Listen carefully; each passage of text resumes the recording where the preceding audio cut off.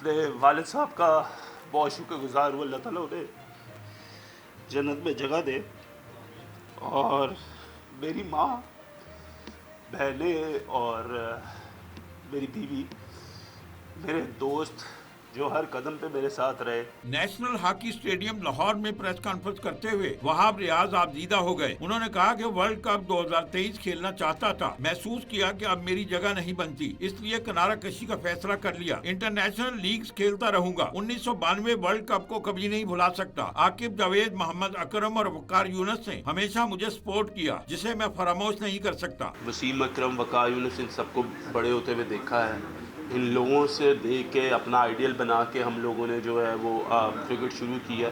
1992 کا world cup ہم کبھی نہیں بھول سکتے۔ وہاب ریاض نے کہا کہ پاکستان کرکٹ بورڈ اور کھلاڑیوں کے درمیان رابطے کا فقدان ہے۔ ریٹائرمنٹ پر کھلاڑیوں کو فیئر ویل دینا چاہیے۔ افتخار احمد نے چھکے لگائے، اس دن وہ بہت اچھا کھیلا تھا۔ واٹسن کے خلاف سپیل یادگاری لمحات میں سے ہے۔ یہ ہمیشہ سے فقدان رہا ہمیشہ پلیئرز کا، کہ کرکٹ بورڈ اور پلیئرز میں جو ایک کمیونیکیشن گیپ ہے وہ ہمیشہ سے رہا ہے۔ آئی تھنک انسان کو خود بھی اس چیز کا احساس ہو جاتا ہے کہ وہ وہاں کہاں پہ کھڑا ہے۔ وہاب ریاض نے اپنی family, mentor, cricket board, coaches, دوست، احباب، فینز اور سپورٹس جرنلسٹ کا شکریہ ادا کیا۔